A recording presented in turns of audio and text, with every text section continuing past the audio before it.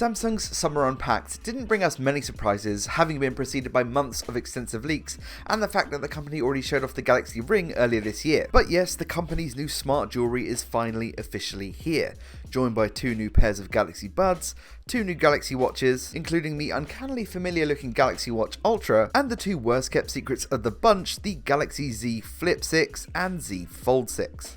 Even without the element of surprise, actually going hands-on with Samsung's new folding smartphones does at least shed a little bit of light on just how different they are from previous generations. Starting with the Flip 6, which design-wise isn't pushing boundaries beyond a new accented camera surround, a sharper look and near identical dimensions to its predecessor, save for a 0.2mm reduction in thickness when folded closed. Samsung says the super thin glass, the folding edge, and the armor aluminum are all tougher this generation, while bonuses like IP68 certification against dust and water persist too.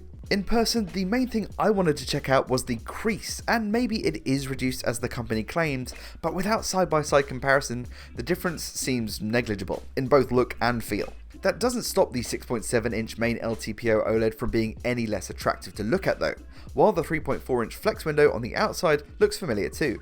Samsung didn't decide to go bigger like the latest Razr, and instead the company has just focused on bringing more experiences to the outer display natively. Even with the reduced thickness and the same weight as the Flip 5, Samsung has managed to cram in a 4000 mAh battery this time, the largest ever in a Flip, which should take the Flip 6 from its predecessor's acceptable day-long usage to a more confident day's use per charge. It's the Z Fold 6 that's really had a glow up this generation. While the main 7.6-inch display hasn't changed size, the dimensions around it have, just a little bit, with a wider squatter cover display set into a far more squared body that brings the Fold's aesthetic more in line with the S24 Ultra and gives it better, more usable proportions overall, and it's lighter too.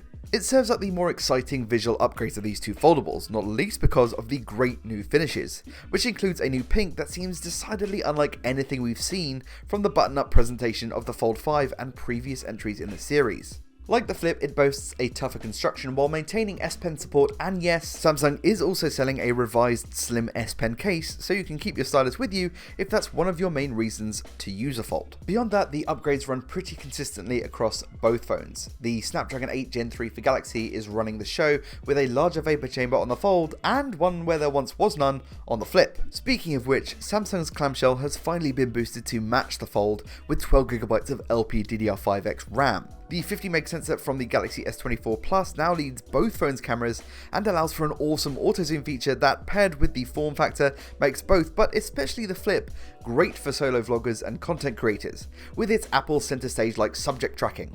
That bigger sensor and reworked HDR processing should yield results that are closer to that of the Galaxy S series, whilst I was told that the ultra-wide has also received some tweaks to include 4K 60 video capture and improved HDR too. Galaxy AI is of course part of the package here, with additions like suggestive replies that account for recent conversations you've had with a specific contact, Composer which can generate a whole message from a single sentence prompt, Sketch to Image which turns your doodles into AI-based imagery, and Conversation Mode in Interpreter, which lets you have a real-time conversation with someone who speaks another language and uses the phone's outer displays to show them a translation of what you're saying while you can see the equivalent on your side of the phone. And that's it. Not earth-shattering, but still some of what looked to be the best looking, most robust foldable experiences on the market based on first impressions, with both phones available for pre-order now and on sale on July 24th. But what features are you most excited about on Samsung's next foldables? Drop a comment and subscribe for more. I've been Alex Walker Todd, but you can call me Toddy.